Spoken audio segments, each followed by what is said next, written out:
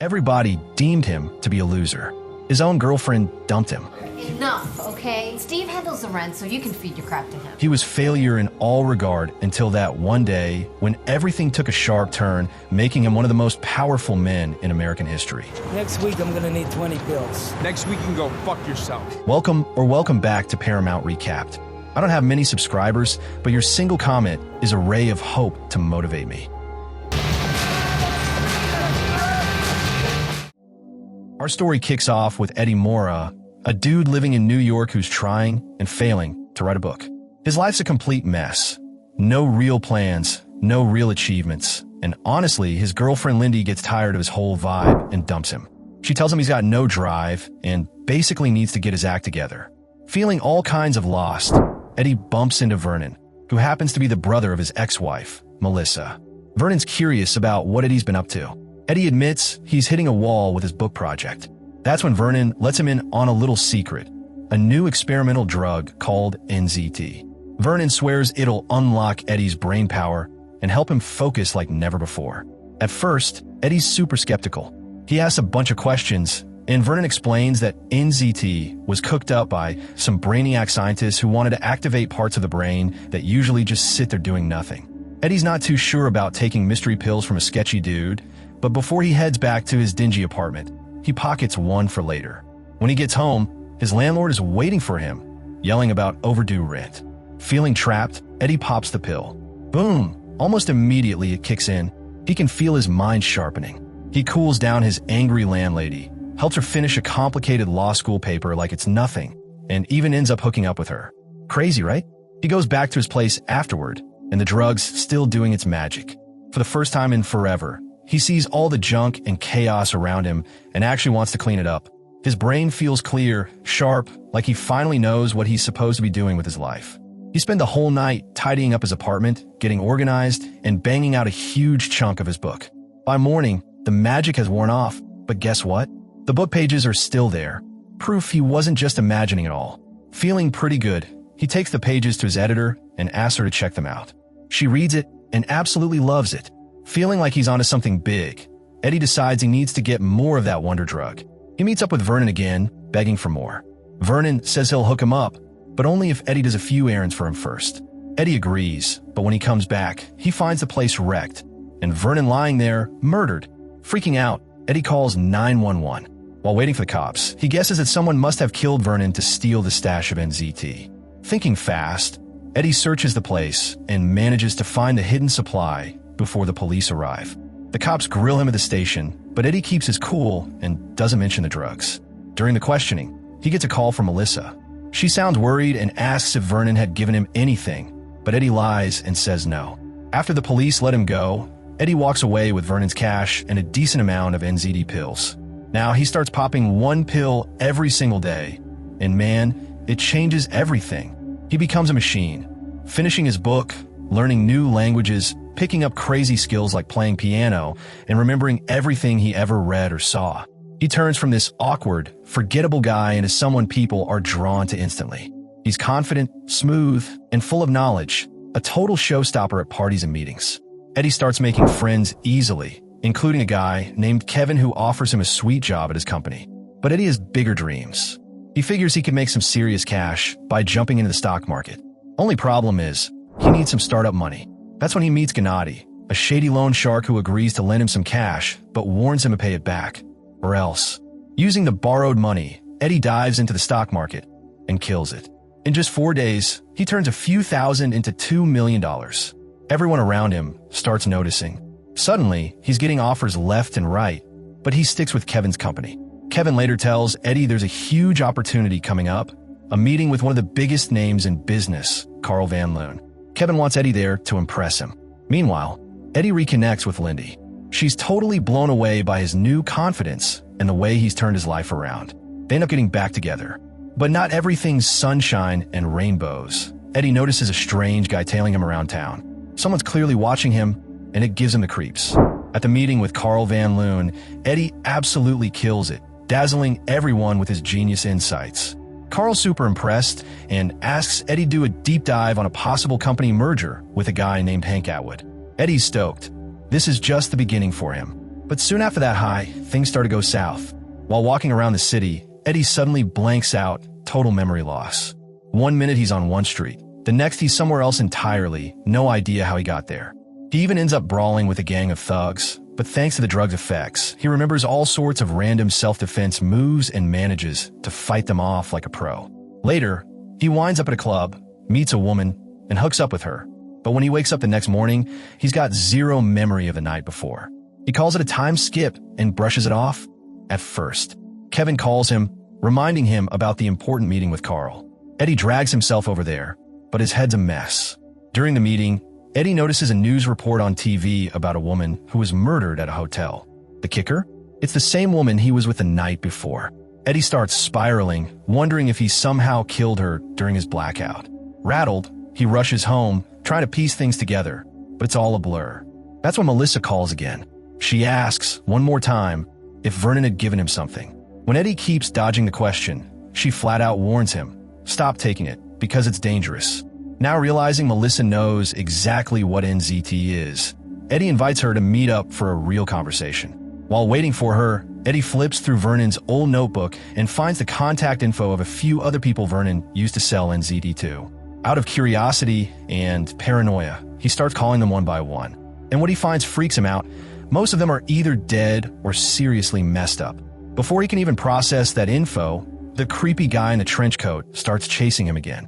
Eddie barely gets away by ducking into a crowd. Later, he meets Melissa at a restaurant, and he's shocked at how awful she looks.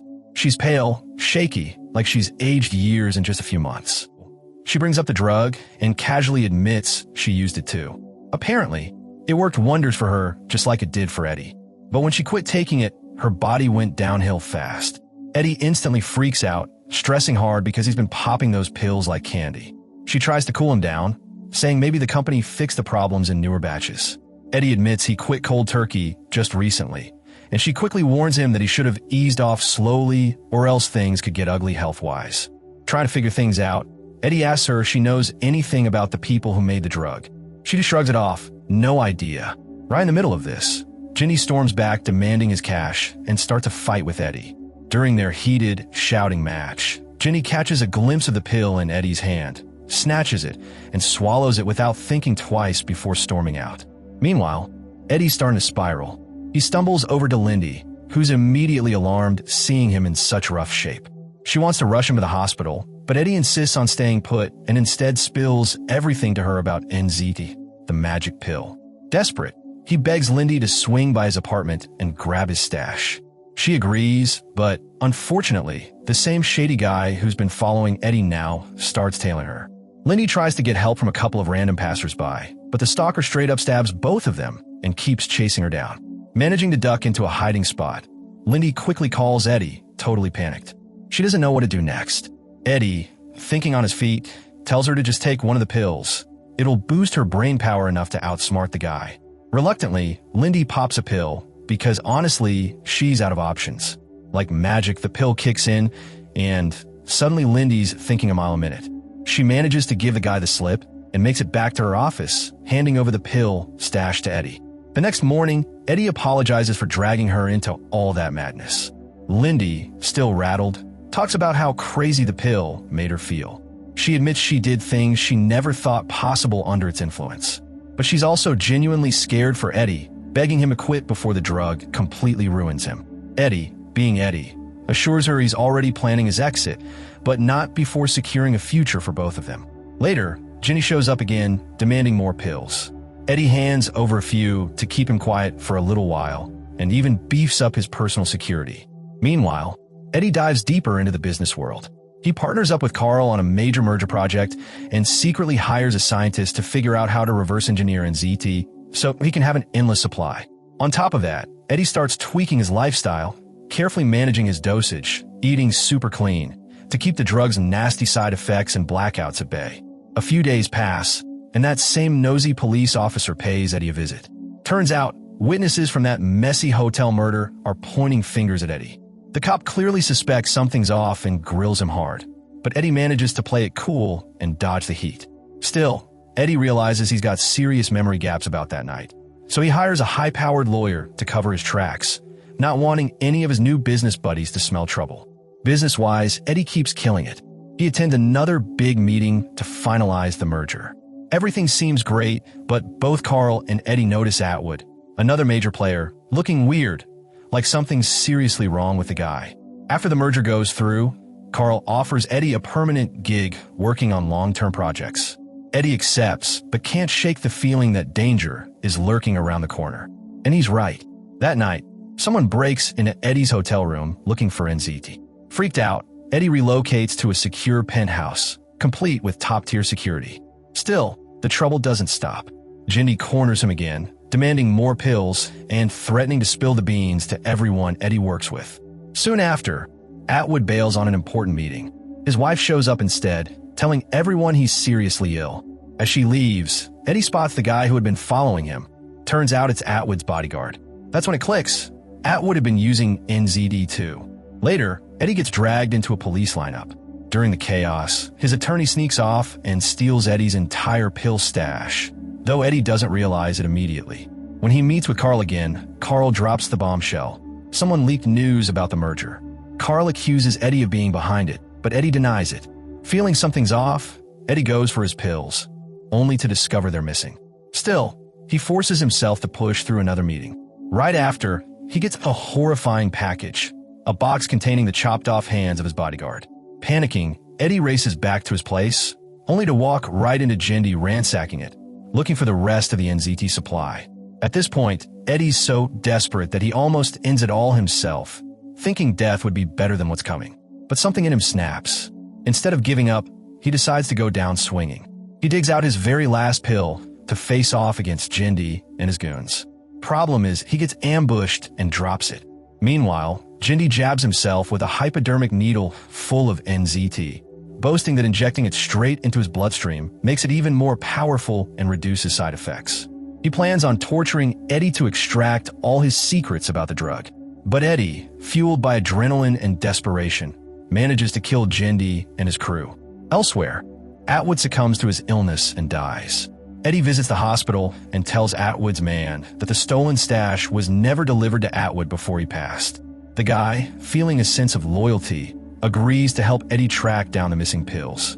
Fast forward a year, and Eddie's thriving. He's managed to hold on to his money, published a best-selling book, and even snagged a seat as a New York senator. Carl swings by for a meeting, revealing he now owns the pharmaceutical company that manufactures NZT. Carl offers Eddie a deal, an unlimited supply in exchange for some political favors. But Eddie shuts him down cold. He admits he doesn't need any more NZT. Turns out he perfected the formula himself, figured out how to wipe out the side effects, and eventually weaned off it completely. Later, Eddie meets up with Lindy for lunch. He casually chats up their waiter in perfect Chinese. Lindy gives him a suspicious look, wondering if he's truly clean. Eddie just smiles and says, "What?" And that's how it ends. Thanks for hanging out. Hit that subscribe button if you want more awesome stories like this one. If you like this story, give it a thumbs up, and if you didn't, maybe hit dislike twice just to be sure. Either way, go watch the full movie. It's totally worth it. Thanks for hanging out.